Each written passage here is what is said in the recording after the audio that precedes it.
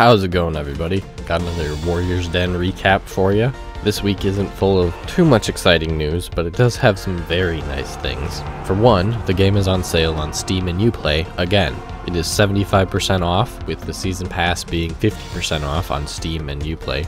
So if you missed out on the free week of giveaways there and didn't pick up the game, you can pick it up now. Or if you want to buy the season pass because you are a new player, you can get it there. And in a bit of news that everybody's been looking forward to, orders are being reworked so that they can be completed all weekend instead of just until it completes. As a workaround until this gets patched, because it won't be patched until like Season 7, they will only be making weekly orders that are do a thing during a period of time instead of complete and objective style orders. So this will mean we have less interesting orders and less competition orders, at least until Season 7, but it does mean that you will be able to complete your orders whenever you want for the entire weekend, which is fantastic, because we did have the tribute order, which ended like 6 hours after it went live, which means anyone who was at work or school didn't get to play it. Onwards from there, we have the new Content of the Week trailer for last week, which is the set of elite outfits that we have in-game right now. For this week, we have new weekly ornaments. They are kind of beach summer themed stuff. They're unique per hero, and they support team colors, so the feathers or metal spikes on them will change colors depending on your selected team color. Then for the exciting bit of news that I am super hyped for, in the next few weeks we will be having a technical test. We'll be testing Breach. The Shaolin and the Tiandi will be playable, and just holy crap. It will be NDA'd like previous alpha tests, so it won't be public, but it will be fun. It will be based on E3 code with some tweaks. Nusha and Zhangjun will not be in-game, and they can't scale to the millions of players who currently play, and the 3 million who just joined with the starter edition, which does mean some people won't be able to play it. It will also be PC only because they can't push beta clients on consoles easily and for free, and emails for that should be going out next week, which means potentially check your emails.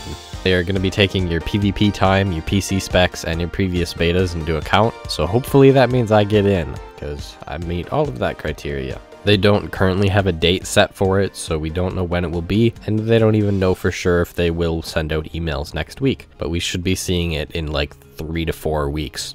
From there, we have the patch 1.25 patch notes. The headlining note is that they added a new bot, the Wizard Lizard, to honor a player who has passed away. He's a raider, and you will find him in your matches. For balance changes, they're having a general adjustment of the Revenge Shield. It is now 120 HP instead of 70 HP. This will give Revenge a much stronger buff for noobs, but it won't really affect high-level play in their data. They claim that higher-level players, you generally don't see them losing with Revenge as it is, but lower-level players are having a very hard time, so this change won't affect high-level players as they weren't dying in the first place, so 70 HP to 120 HP. It doesn't really change anything because Revenge still runs out. However, it will give a much stronger bonus to lower level players who do end up dying in Revenge. In a similar vein, they're increasing Revive from 3 seconds to 4 seconds. This will tweak how fast you need to react to a revive and should be easier to interrupt a pending revive. Same thing here is higher level players were hitting the revives anyways, but this should give you the ability to use, say, a charging attack rather than just not getting anything at all. And as we saw in Breach, another revive change that may be coming to the rest of the game is they will be capping revives at 50% HP instead of 100% HP as they currently are. This would be a welcomed change in my opinion, and overall these changes together should help with the death ball meta that people have been complaining about. And we have more dodge normalization as well. They're normalizing all side dodges to 600 milliseconds recovery. This changes Lawbringer and Shigoki down, so they are buffed, and it increases Shinobi and Aramusha, so they are getting nerfed. They also changed the ability for a side dodge to move backwards diagonally, which didn't have the back dodge punishment, but it did get you out of range of things, so that won't be happening anymore because of balancing issues. Due to the MMR reset that happened with Season 6, matchmaking should be a bit more reliable after you've played about 15 games. This should be noticeable by now for veteran players who have played prior to Season 6, and they'd like more feedback. I've noticed a fair bit fewer total blowout matches, but not anything too major in actual balance between the teams. And with this change, it should also change how much reputation matters, so your reputation isn't pushing you into different brackets anymore. They've heard the feedback for high rep players not getting into matches too, so the higher you get, the less your reputation matters. So as of right now, my understanding of it is reputation only really matters from like reputation 0 to like reputation 30 to 40. And once you get up into the hundreds or potentially even 200s, your reputation matters very little and it only considers your skill level.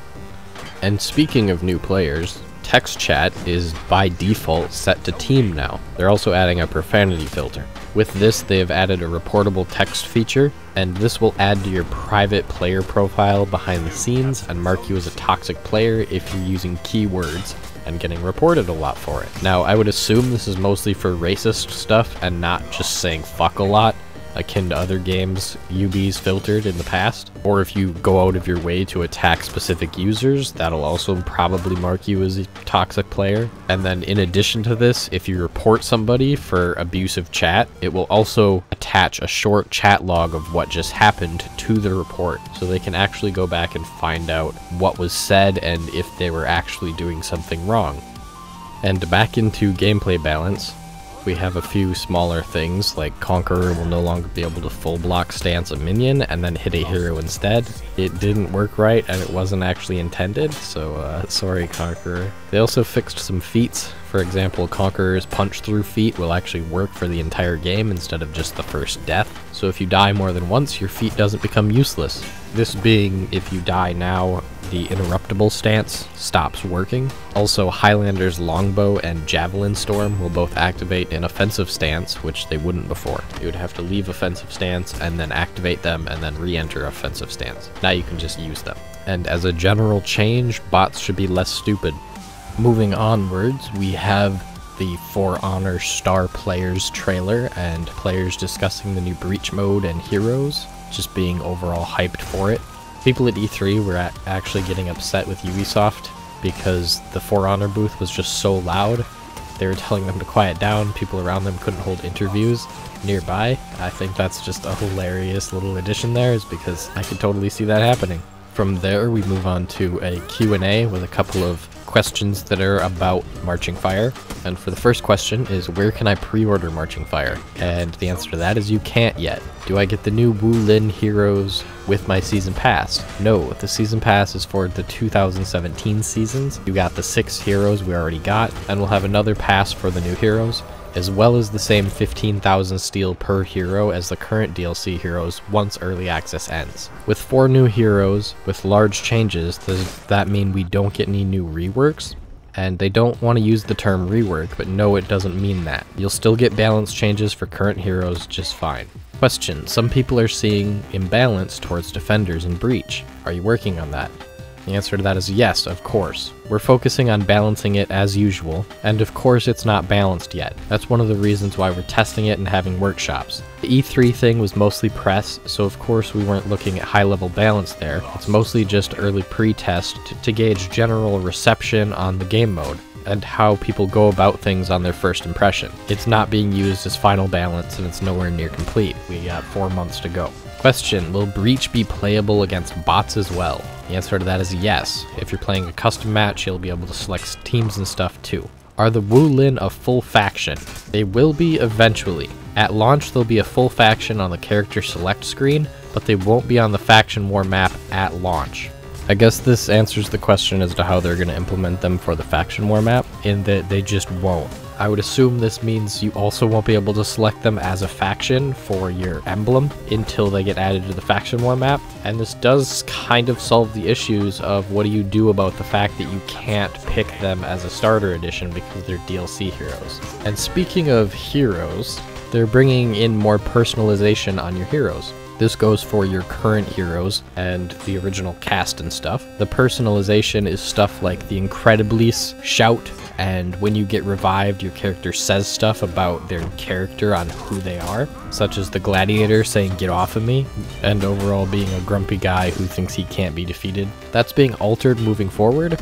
For for a bit more personalization and character. They're trying to make the heroes a bit less of an empty shell, and with this, they'll be bringing archetypes and backstories. Male and female will be set 2 separate characters, and they won't be bringing named heroes, so we can still impose our own headcanon onto this. This will bring pretty nice changes to the heroes because they are moving forwards knowing that they need this, so all of the teams should be working together to create these more uniformed heroes, and it should result in better heroes moving forwards. I do feel like this is going to leave the original cast kind of left out because they are going back and patching them in rather than designing the characters with this, but that's just the way it is. You can't exactly tell them not to release new stuff when they get new technologies. So that should just about wrap up today's Warriors Den stream. As always, thank you for watching. I hope you guys have a great day, and I will see you on the battlefield.